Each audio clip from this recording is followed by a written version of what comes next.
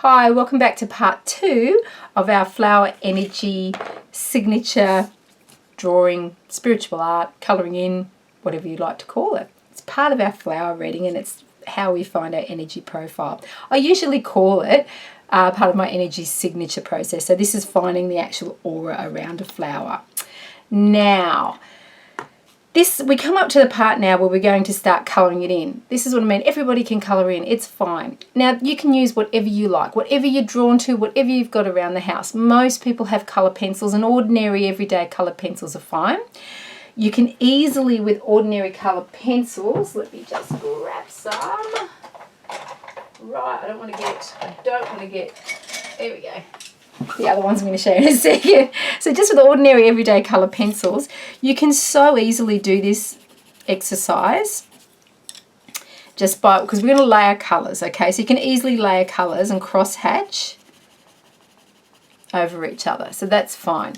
The other way that I'm going to show you is by using watercolour pencils, okay? And this is just you can use a brush with some water, but this is a little brush that you can get from art stores. It's an aqua wash brush, and you actually, the water's inside. Isn't that fantastic?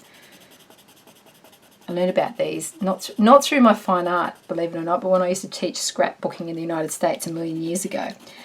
Okay, so this way we can either, and as I said, you can use, oh, that's too much water, don't do what I did. You can either put a bit of water on a brush and do it that way, or you can, perfectly okay, as long as you dry them out somewhere afterwards, you can paint. Okay, probably you need a scrap piece afterwards to wipe off on. Oh, you can paint this way, picking up and going over the top. All right. And then the other way I wanted to show you was Prismacolors, because it's all about the layering and the blending. That's what I'm trying to sort of point out to you. You'll see why in a second. So Prismacolors, they're my favourite. They're actually wax pencil. These are watercolour pigments that I just showed you here. These are just ordinary, they're just pigments, and they are in a hard wax, but they don't really blend all that well. But they do blend. Prismas, you can blend, you know, with each other. Come here, you. That's one way to do it. But, you know, as everyone who's into Prismas knows, the good old blending pencil, or I just like the white pencil. Don't ask me why. Someone said to me once that was the old-fashioned way to do it. But anyway, hooray for old-fashioned. Pressing down really, really hard. You can tell you go through so many white pencils when you're a Prisma person. So the Prismas, see? Oh, I know. Every time I show people Prismas, that's it. They love them. Actually, love-hate. Some people hate them. But not many. Most people love them. So they're the ones. You can also use pastels. You can use, and oil pastels would be fantastic. Soft pastels. You could use textures. You can use anything you like. It doesn't matter. Whatever you've got, start and then experiment and see what works the best for you. That's the whole thing. Now, I'm quite heavy-handed with my colours. You can be light. Whatever comes to you is okay. There's no rules. This is your interpretation of the energy around the flower. Now, if you're working, this is the most important part. I've shown you the parts with the mediums. I don't want to see that I don't want to have the reveal just yet of the other side of the paper, so hiding up. Okay, so what you need now is you need your white piece of paper and your flower. And you need to have that against the white piece of paper now to colour in the aura and find the energy.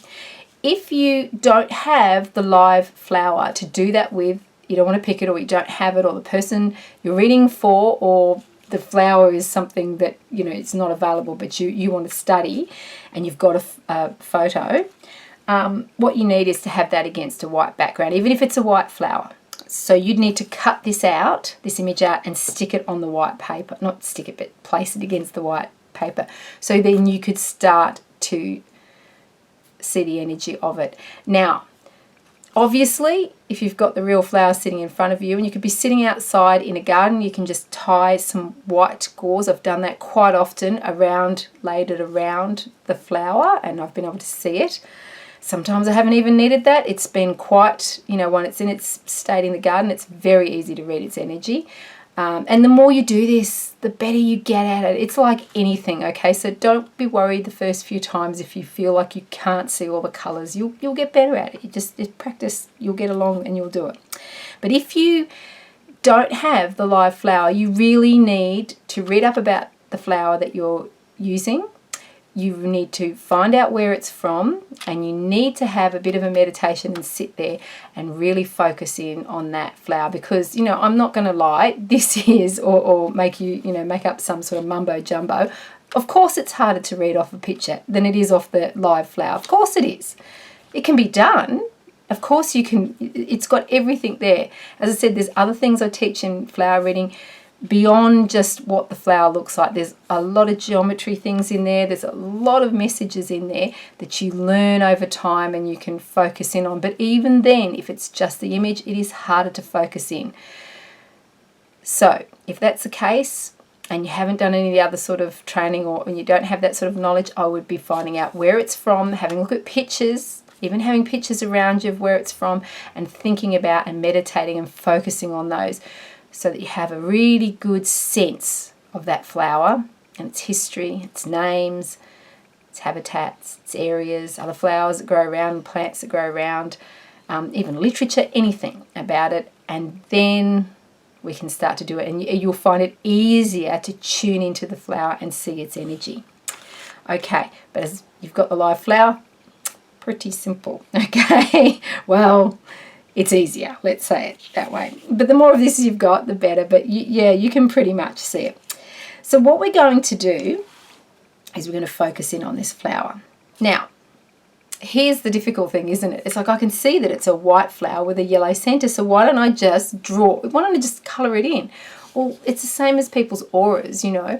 You can see, and if you've done aura work, usually what most people notice is when they, you know, rub their hands together, or, you know, whatever the different exercises are to have a look at auras and things that are around. Most people, when they first start seeing it, they can see like a grey or a fuzzy look around the person's fingers or the outlines of their body. And it's pretty much what you see with flowers when you start. I've been in workshops when people have said, oh, but I just can't see. And then there's the next person alongside, it's like, oh yes, I can see technicolored everything. It's just practice and focus. That's all it is. It's also trusting your intuition. I know I had this big talk about research, but this is the part of intuition we want to focus in on, we want to use, you know.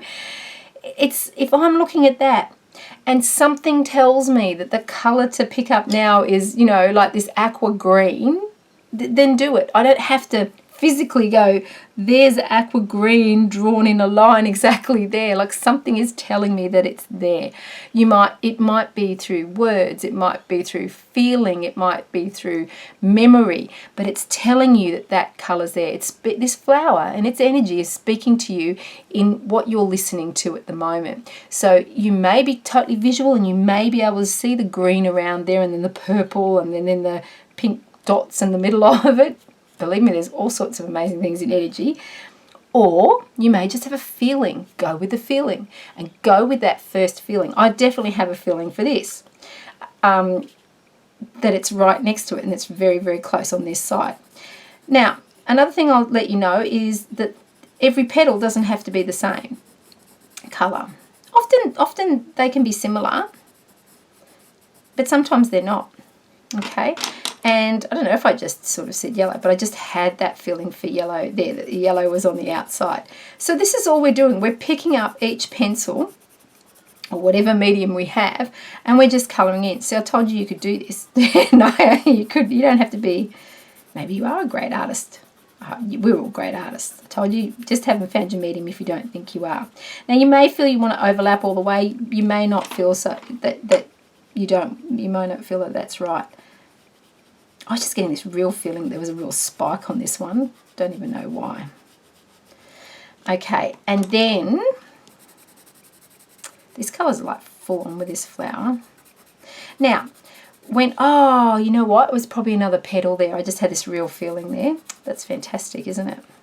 The lost petal or the lost something that wants to be seen.